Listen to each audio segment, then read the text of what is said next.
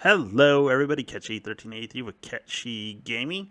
So there's one video I want to make real quick. So we had a couple announcements in the past few days that I just haven't had time to get to, but I am now. One of them I'm actually really excited for, and that is Sega Japan has trademarked Skies of Arcadia and Internal Arcadia.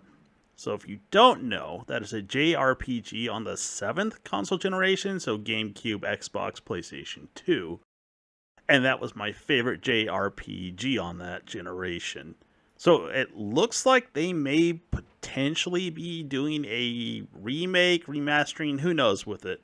For a bit of history with that, there are two versions. There's the Dreamcast one, which is just Skies of Arcadia, and the GameCube version, which is Skies of Arcadia Legends, where they alter some of the stuff you have to do in the end game, and they added a special weapon for Vice at the end that does a boatload of damage.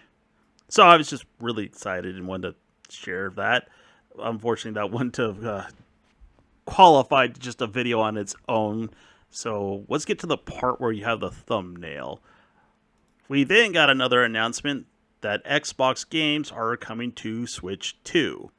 Which there's been a rumor that Xbox has been wanting to put games on the Nintendo Switch for a while.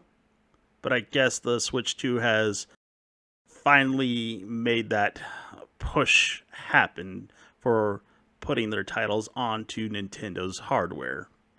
Now, the part that I kind of found ironic was back when those leaked emails popped up when they were acquiring Activision Blizzard with that one particular quote that I know I definitely had an issue with from Phil Spencer, which I'll pop up here. At some point, getting Nintendo would be a career moment, and I honestly believe a good move for both companies.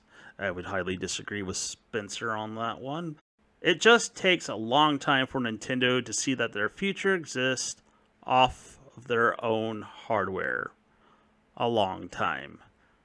So the irony just made me laugh when I heard that Xbox was the one putting their games onto Nintendo hardware instead of the other way around.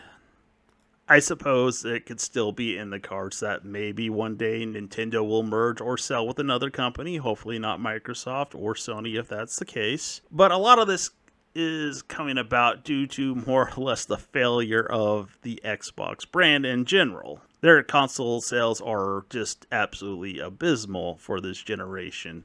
I mean, they've been seeing declines in returns for each generation. The PlayStation 4 has outsold the PlayStation 5 by a large number at the same current point as well. So kind of not looking good. I think a lot of it has to do with people moving over to gaming PCs, which that's what I primarily use. And the only reason why I even bother with a PlayStation 5 at this point is I can get the games on the disc and play them through entirely on the disc itself. Now, I know they're saying they're going to get rid of the physical disc drive on the next system, so there's no point for me to even bother with a PlayStation console. And same for the next Microsoft console, assuming they actually do it, which I'm guessing that's what their plans are. But the other part of this, I guess, which ties into that previous statement, is they want to try and grow their Xbox Live subscribers to 100 million. It seems exceptionally lofty to me when the last time I looked, it's like 36 million is what they're sitting at. And they want to do that by 2030. So what they're trying to do is grow their brand by putting their games on other consoles. That way, when they do release their consoles, people will think of their games and buy the console directly instead of their competitors and get a sort of a better version-ish of the Game Pass is what they're trying to go for. I mean, the glaring problem with that is that all their first-party titles have sucked. Okay, maybe not all of them, but anything like the last 2 or 3 years has just been kind of on the garbage side. And let's face it, the ones before that just weren't great. They weren't terrible, but they weren't great. I mean, Sea of Thieves was a fun game, but there's a lot of things I would prefer that they did. Like make private servers. Maybe speed up the sailing just a little bit as an example. Or let's say the Gears of War 5.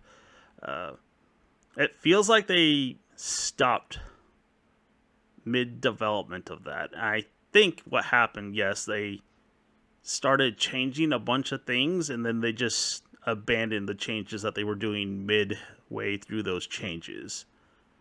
So their plan seems exceptionally flawed to me, but that just sort of tickled me pink, and I felt like bringing that back up. And the only reason why I'd even bother with this story is I wanted to bring that up because I thought it was hilarious. So anyways, with that little quick video out of the way, if you made it this far, thanks for watching. Have a good one.